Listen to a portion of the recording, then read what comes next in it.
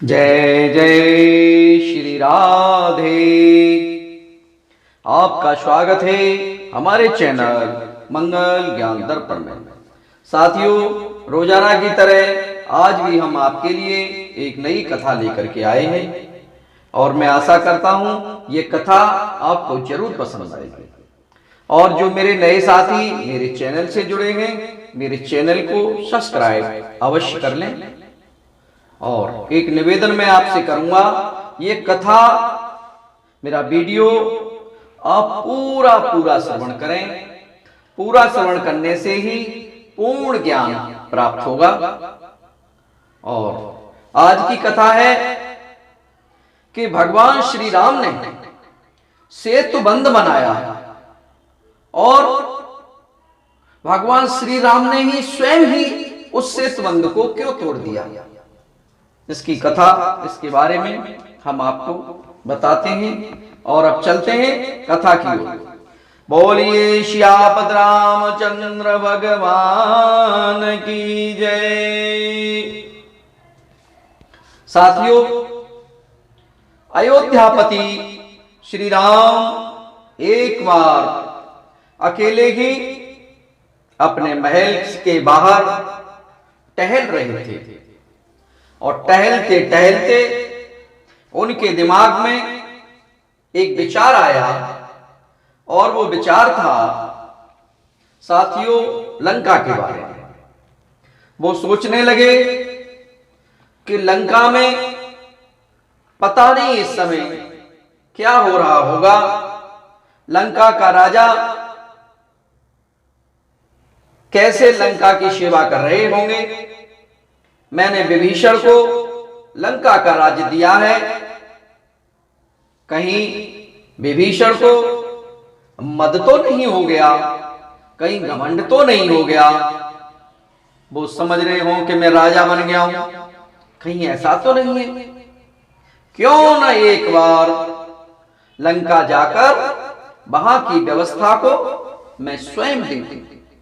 और भगवान श्री राम साथियों लंका जाने का विचार कर रहे हैं, क्योंकि वो अकेले हैं और अकेले में ही सारी चीजें सोच रहे हैं और ये उनके दिमाग में ये बातें आ रही हैं। साथियों, वो कह रहे हैं प्रजा का पुत्रवत पालन करने वाले श्री राम ऐसा सोच ही रहे थे कि वाटिका में भैया भरत जी आ गए। और जैसे ही भरत जी का आगमन हुआ और अग्रज को थोड़ा विचार विमर्श मग्न देखकर भरत जी सहसा कुछ पूछने का साहस ही नहीं कर सके। वे श्री राम को देखते रहे कि ये भैया कुछ सोच रहे हैं मन ही मन। और वो शांत हो गए, उन्होंने कुछ कहा नहीं और चुपचाप खड़े हो गए। एक टक उन्होंने भगवान श्री राम के सुंदर मुख को निहारा। तब किंचित आहार से राम स्वयं ही बोले, अरे भैया भरत, आओ आओ आओ, क्यों खड़े रह गए तुम, आओ। मेरे मन में एक विचार आ रहा है, मेरे मन में लंका जाने का संकल्प उठा है। क्या भरत भैया तुम भी साथ चलोगे? भरत भैया ने जब ऐसा सुना तो वो तो खुशी से झूम उठे और उछल पड़े और वो कहने लगे, मैं तो स्वयं ही प्रस्ताव लेकर आपके पास आ रहा था और मैं आपसे तो कहने ही वाला था कि आप वहां मुझको लेकर चले। लेकिन भरत बोले, आपने तो मेरे मन की बात जान ली भैया।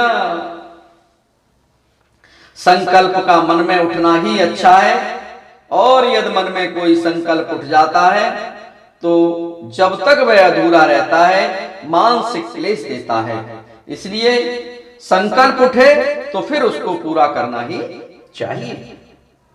राम ने पुष्पक विमान का आह्वान किया और बात ही बात में लंका जाने की तैयारी हो गई।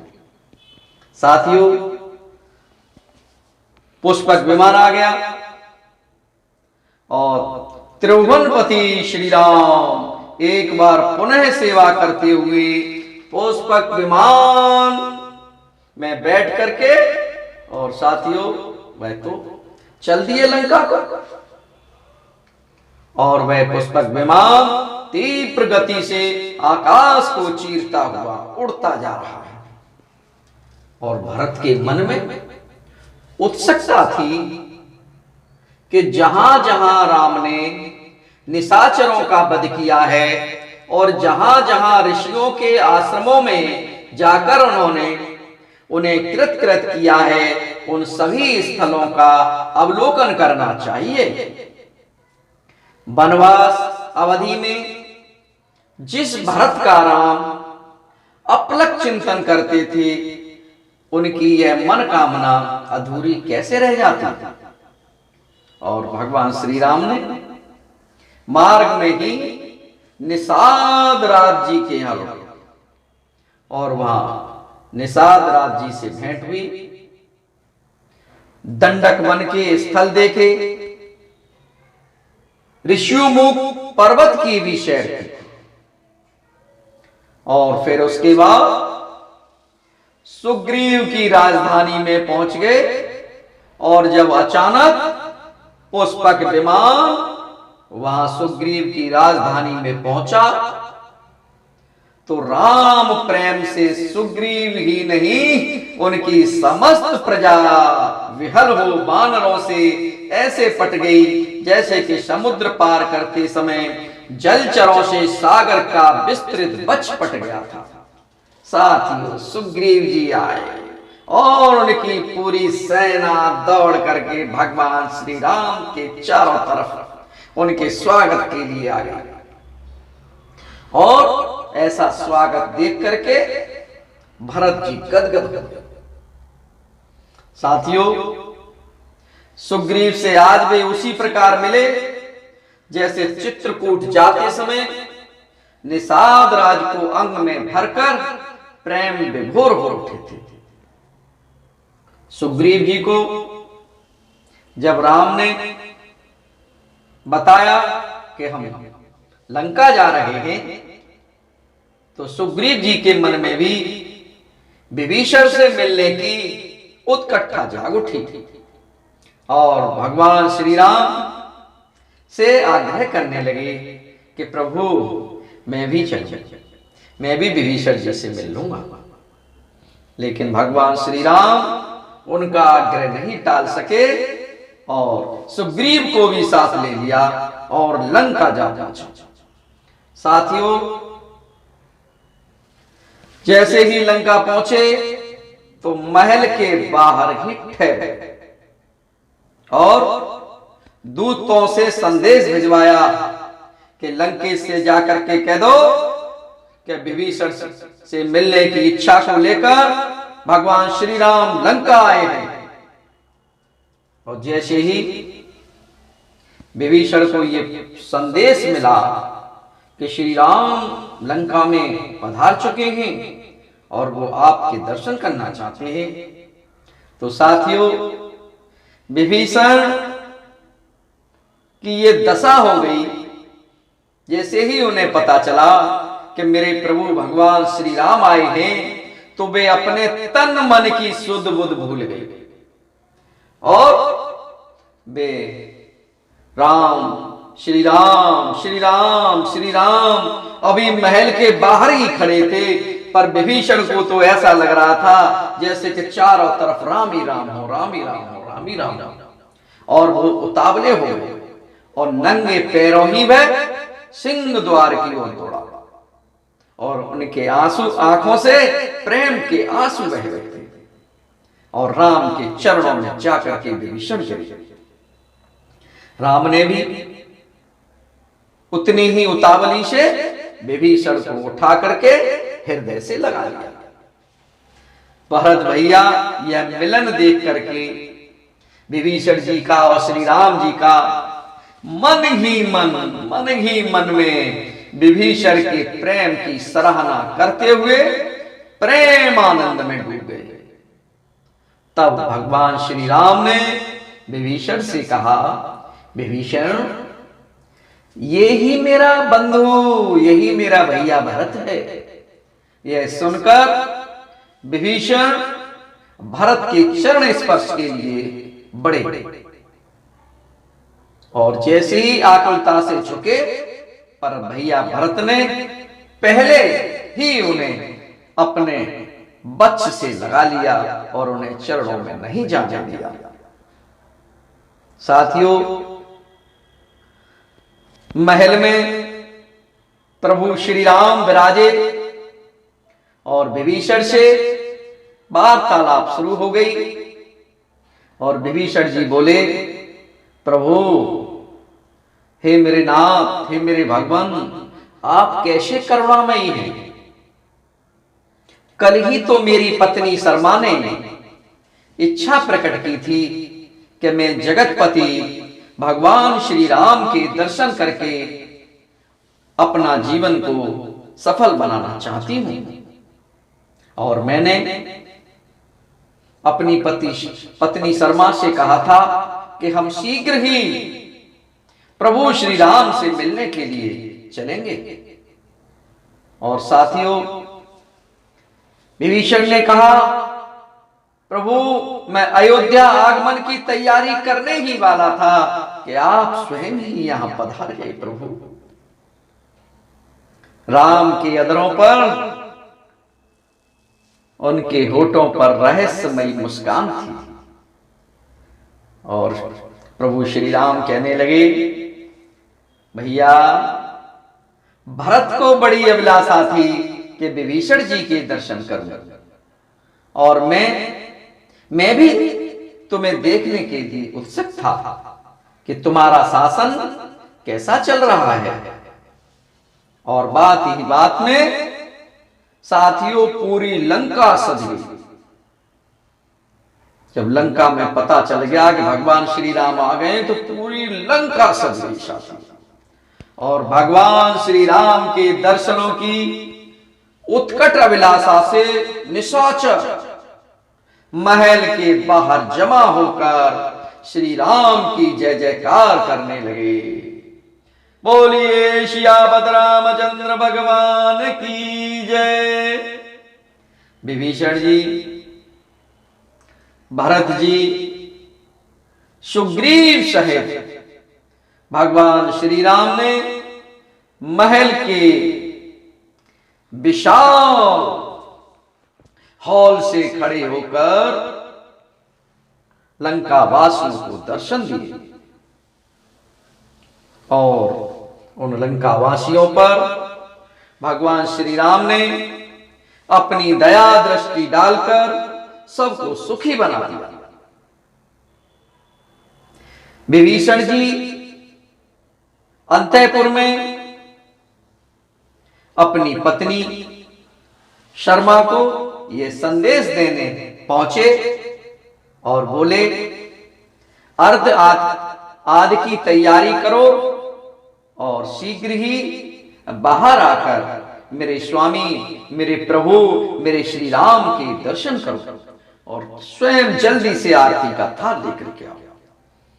इतना कह करके जब विभीषण कमरे से बाहर जाने के लिए मुड़े ही थे, उसी समय विभीषण की माता केकशी ने कहा कि विभीषण, ओ बेटा विभीषण, मैं भी प्रभु श्री राम के दर्शन करके जीवन और मरण का लाभ लेना चाहती हूं। वह कहां है? मानो राम के अनन्य प्रेम से केकशी का अंतर भरा आया हो। साथियों, माता केकशी प्रभु के दर्शनों के लिए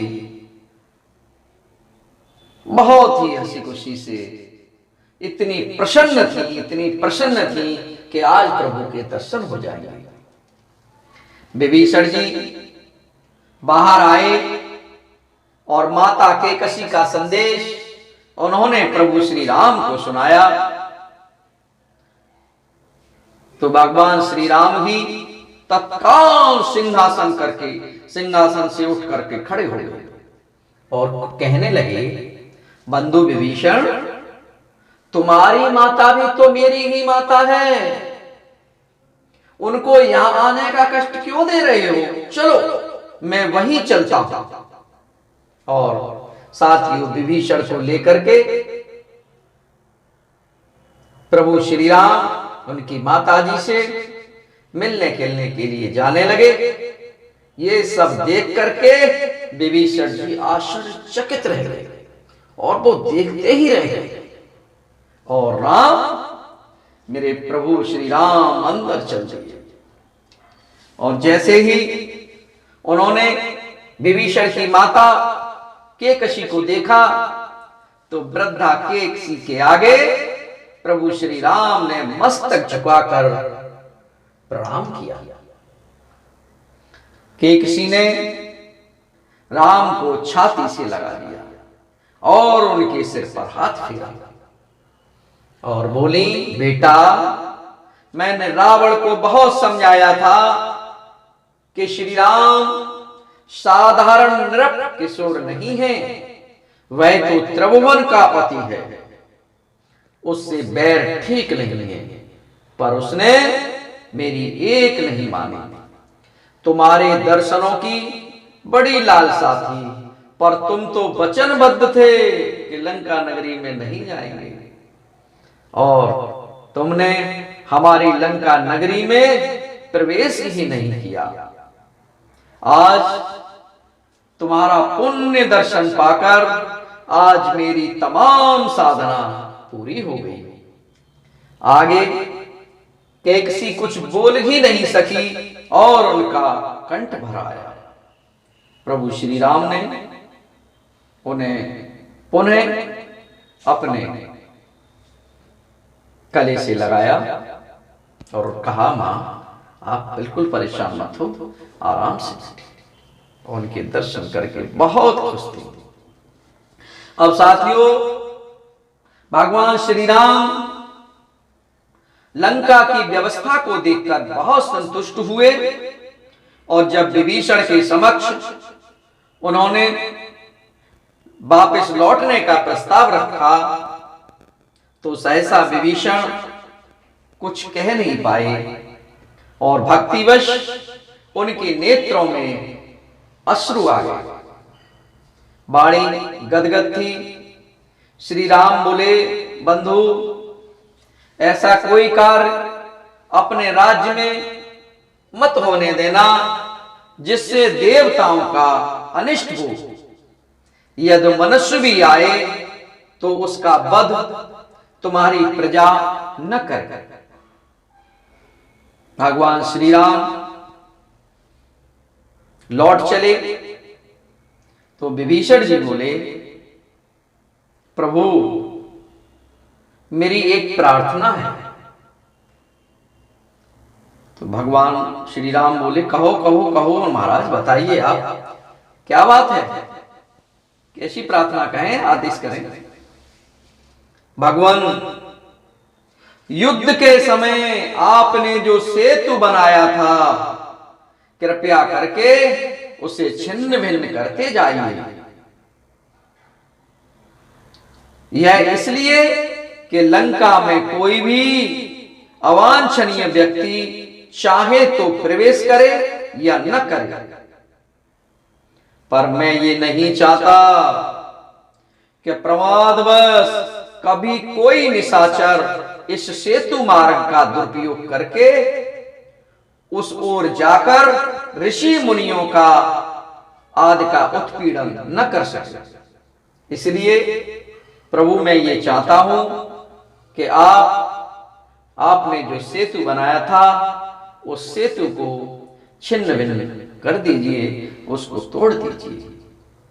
प्रभु श्री राम ने विभीषण की प्रार्थना स्वीकार कर ली और एक ही बाण से सेतु के 2 खंड कर डाले और पुनः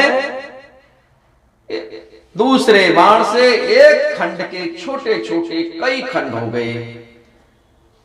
इस प्रकार विभीषण, उनकी जननी केकसी और उनकी भार्या शर्मा और भाई भरत की इच्छा को पूर्ण करके भगवान श्री राम अयोध्या में लौट आए। बोलिए सियापत रामचंद्र भगवान की जय। साथियों, अगर ये कथा आपको मेरी पसंद आई हो तो मेरे वीडियो को लाइक व चैनल को सब्सक्राइब अवश्य करें। और मैं चाहता हूं आप अपने इष्ट मित्रों में भी मेरी इस कथा को शेयर जरूर करें। कल फिर हम मिलेंगे एक नई कथा के साथ इसी तरह। तब तक आप सब लोगों के लिए बहुत बहुत धन्यवाद।